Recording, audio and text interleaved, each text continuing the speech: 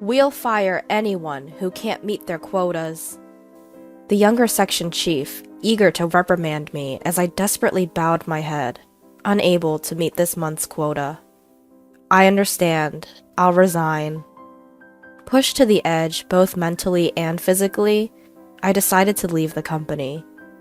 Oh my, really quitting? It'll be tough for an old man like you to lose your job, you know, the section chief scoffed at me. The day after I quit the company, I received a call from an ex-team member on my smartphone. What's up? It's terrible. Please come back, Mr. Watson. Apparently, since the day I left, calls from our contract companies had been non-stop. Firing him was a foolish move. The words from a client would eventually force the section chief to bow deeply to me. My name is Benjamin Watson. I lost my father to illness when I was a child. I'm sorry for always making you feel lonely. It's okay, Mom. With no relatives nearby, my mom raised me all by herself. Growing up watching my mom work from dawn till dusk, I wanted to do whatever I could to lighten her load. Mom, I'm going to work as soon as I finish high school. I'm sorry, I've only caused you hardships. It's okay, just leave it to me. Despite saying that, finding a job right out of high school was tough. I couldn't pass the initial screenings and couldn't even make it to an interview. I was unemployed for about a month. But when I kept sending out resumes everywhere, only one company passed me through the screening. It was a sales position at an insurance company. Anxiety crossed my mind. I'd heard that working for an insurance company was demanding, with strict quotas. However, my desire to secure a job and reassure my mom was stronger. I headed to the interview, determined to get the job. Whether they recognized my enthusiasm or they were simply short on staff, I was hired on the spot. Fast forward 35 years, I'm still working on the front lines as a salesperson, handling corporate clients. My monthly sales just barely meet the quota, and I'm completely off the promotion track. But perhaps my original diligent character is still alive. I've earned the trust of my clients with my polite service. I want to ask about this insurance, is that okay? Then, may I visit you this afternoon? Sure, I appreciate it. Even on my days off, if someone called, I would head to them. My sole intention was to alleviate their concerns as much as possible. Mr. Watson, are you taking enough time off? Well, yeah? You say that, but you're probably not, right? It's unfair that clients have days off, but it seems like salespeople don't. But not knowing things can be unsettling, so it can't be helped. The workload increased, but I wanted to work for the sake of others. Working like this, I often receive words of gratitude, which fuels me. It's a great help that you come right away when I call. Thank you. No problem. Call me anytime. However, my work style was disliked by one of my boss.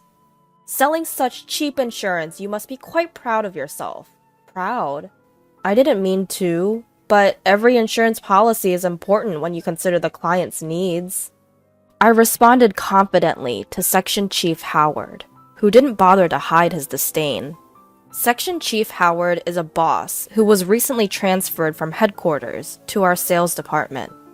Unlike me, a high school graduate, he's an elite who graduated from a well-known university, and apparently, big expectations were placed on him from the head office. You can tell by the fact that he's been made a section chief, nearly 20 years younger than me. Are you feeling superior just because you've been working for over 30 years and still haven't been promoted? From Section Chief Howard's point of view, it seemed I was incompetent. In fact, looking at my sales quota, I couldn't argue. Since you're my team member, I'm in trouble if you don't bring in solid numbers. It seemed that Section Chief Howard was aiming for further promotion using this position as a stepping stone, and he was quite enthusiastic. Although that in itself isn't bad, I just couldn't bring myself to follow his directives. Listen up, you guys! Selling cheap products to small businesses doesn't make a profit. Target the big fish. Sell them our best, proudest products. Section Chief Howard rallied the young salesmen and sent them out. Section Chief Howard's policy was to sell the best insurance to large accounts. In other words, to push the product with the highest premiums. I didn't like this approach. The insurance that Section Chief Howard was pushing covered various things and could fully prepare for any contingency. However, the higher the coverage, the higher the cost, which I didn't find conscientious. Insurance for any eventuality should not become a daily burden. Moreover, it included insurance that the client might not really need. Section Chief Howard said things like, "Consider the maximum possible occurrence, stir up anxiety, and make them feel the need for insurance. This is a sales skill."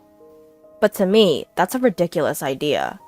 I value providing insurance that suits each company, regardless of their size, by listening to each one. Because of this, it takes time, and I end up working late every day, but it's necessary to get their understanding. Section Chief Howard disregarded this. "Your way of working is really inefficient. Sell more quickly and earn more." Sorry. While apologizing, I ignored Section Chief Howard and I continued my way. Even though I was going against my boss, I couldn't confidently say that my way was absolutely right.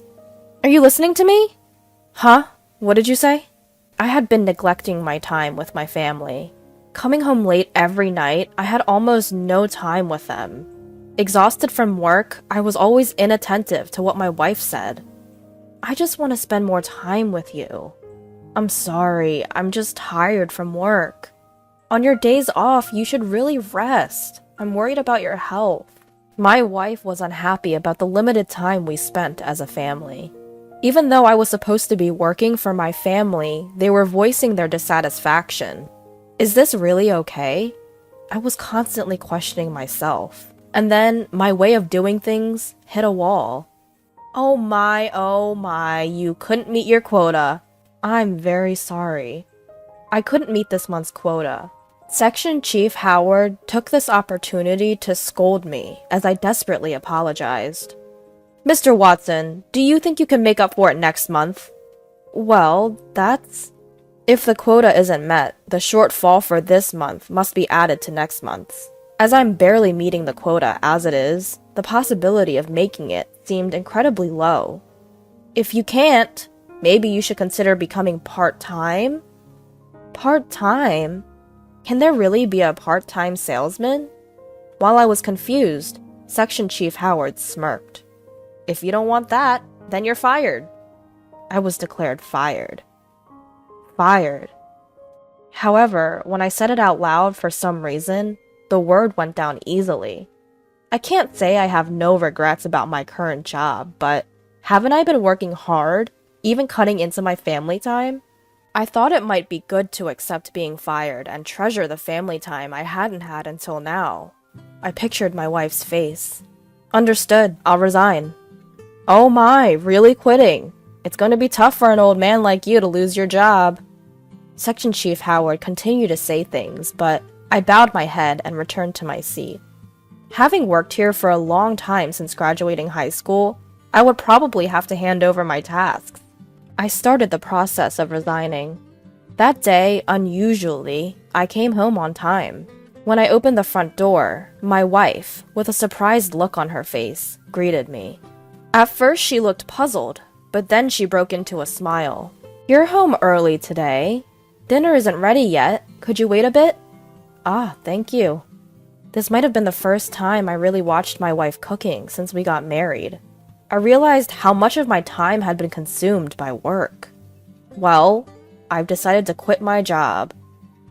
"I see." My wife didn't ask for details when I told her I was resigning. The next day, I submitted my resignation to Section Chief Howard. He had a broad smile on his face. It seems like he was pleased. "Please, get the handover done quickly." Understood.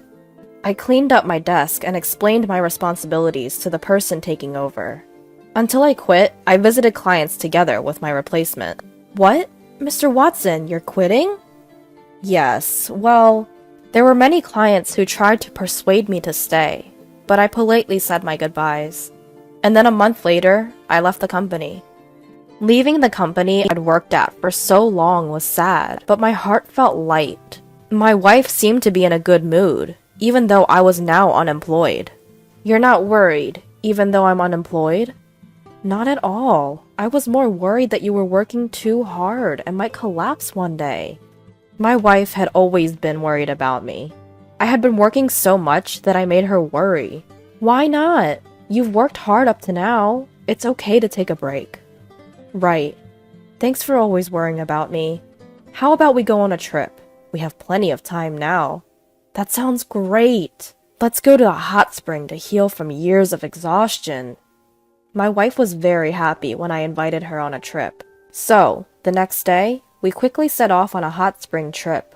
However, while I was relaxing with my wife on the trip, I got a call on my smartphone from an ex-team member. What's up? It's terrible! Mr. Watson, please come back! I was surprised at my ex-team member's panic, but I asked him to explain. He said that since the day I quit, the company has been getting non-stop calls from our contract partners. They all said they wanted to cancel the contract now that I've quit. So many calls were coming in that it was interfering with their regular work. Not just the calls, but if all these contracts are canceled at once, it will be a huge issue for the company. Can't you please come back? I won't be coming back. What? Deal with each company sincerely and carefully. That's it. My ex-team member was still talking, but I hung up and turned off my smartphone. My wife, who had been watching the exchange, looked puzzled. What happened? My ex-team member asked me to come back. So they realized how amazing you were after you left. Huh. My wife was in a good mood after hearing the story. Although I missed my work, if I went back, I wouldn't be able to see my wife's face like this. I decided not to return to work, for my wife's sake as well. Seeing an expression she didn't show while I was working. After that, I blocked out the calls from my ex-team member and enjoyed the trip. While out for a walk, my wife invited me to an old-style cafe. This is a nice place, isn't it? I've always wanted to come here. You know your cafes. At my words, my wife looked a little sad. I wondered if I said something strange. You know, visiting cafes is my hobby. Oh, I didn't know that. Indeed, cafes are fashionable and have cute food, so I'm sure many women like them. I'm actually a certified barista. Did you know? What? That's amazing. I've mentioned before that visiting cafes is my hobby and about my certification. The tone of my wife's voice dropped, and I hurriedly bowed my head. When I was working, I was tired and didn't really listen to my wife's stories. Well, it's okay. When we get home, I'll make you some of my special coffee. True to her word, when we returned from the trip, my wife made me coffee. It was completely different from the instant coffee I usually had. Delicious! I can't believe I can drink this at home. I'll make it for you anytime. From then on, my day began with the coffee my wife brewed for me every morning. Spending more time with my family, I found there were many things I didn't know. While regretting that I had neglected my family until now, I decided to cherish my time with my wife. A few days later, I received a call from Chief Howard. I hesitated whether to answer, but considering the recent situation with my ex-team member, I pressed the call button. Mr. Watson, I was wrong. I'm sorry. Could you please come back? Chief Howard apologized to me and asked me to return to the company. After I quit, it seems that Chief Howard had to deal with the endless calls from our contract partners. He had visited our partners and apologized. Mr. Watson was always kind and considerate. Amidst the many people trying to push insurance, he was a rare breed these days. Chief Howard had heard from our partners how much they appreciated me. This wasn't just one or two companies. It was the same everywhere he went. Firing him was a foolish move.